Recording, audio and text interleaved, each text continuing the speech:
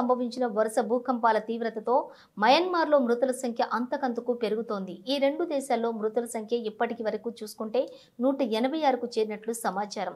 ఒక్క మయన్మార్లోనే 181 మరణాలు నమోదు కాగా థాయిలాండ్లోని 5గురు మృత్యువాత పడినట్లుగా తెలుస్తోంది. శిథిలాల కింద చిక్కుకుని వందలాది మంది గాయపడటంతో మృతుల సంఖ్య భారీగా ఉండే అవకాశం ఉంది. కూలిన ఎత్తైన భవనాల కింద చిక్కుకొని హాహాకారాలు చేస్తున్న వారిని రక్షించేందుకు సహాయక చర్యలను ముమ్మరం చేశారు.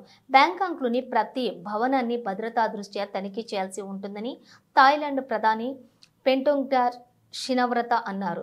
పరిస్థితిని పర్యవేక్షించి సహాయక చర్యలు చేపట్టాలని ఆమె సంబంధిత సంస్థలను కూడా ఆదేశించారు. మయన్మార్, థాయిలాండ్లలో భూకంపంతో క్షతగాత్రులైన వారికి చికిత్స అందించేందుకు ప్రపంచ ఆరోగ్య సంస్థ ముందుకొచ్చింది. దుబాయ్లోని తన లాజిస్టిక్ హబ్ను సిద్ధం చేస్తున్నట్లు ప్రకటించింది. భూకంపం ప్రభావిత ప్రాంతాల్లోని ప్రజలు తమ కుటుంబ సభ్యులతో పాటు సర్వం కోల్పోయి రోధిస్తున్న దృశ్యాలు అందరినీ కలిచివేస్తున్నాయి.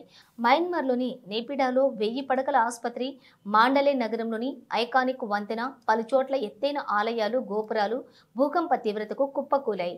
బ్యాంకాక్లోని నిర్మాణంలో ఉన్న ఎత్తైన వంతెన కూలటంతో 90 మంది గల్లంతైనట్లు థాయిలాండ్ రక్షణ మంత్రి ప్రకటించారు. శుక్రవారం రిక్టర్ స్కేల్పై 7.7 తీవ్రతతో సంభవించినటువంటి ఈ భూకంపం దాటికి మయన్మార్, థాయిలాండ్లోని పలు భవంతులు కూడా కుప్పకూలిపోయాయి. మయన్మార్ రాజధాని నగరం నేపిడాలోని ప్రధాన రహదారులు దెబ్బతిన్నాయి.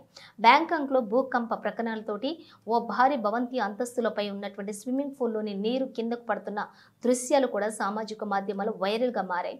ప్రస్తుతం భూకంప ప్రభావిత ప్రాంతాల్లో సహాయక చర్యలు కొనసాగుతున్నాయి. తాజా పరిస్థితుల నేపథ్యంలోనే థాయిలాండ్లోని ప్రధాని షినవ్రత అత్యవసర పరిస్థితిని కూడా ప్రకటించారు. బ్యాంకాక్లో మెట్రో రైలు సేవలను నిలిపివేశారు.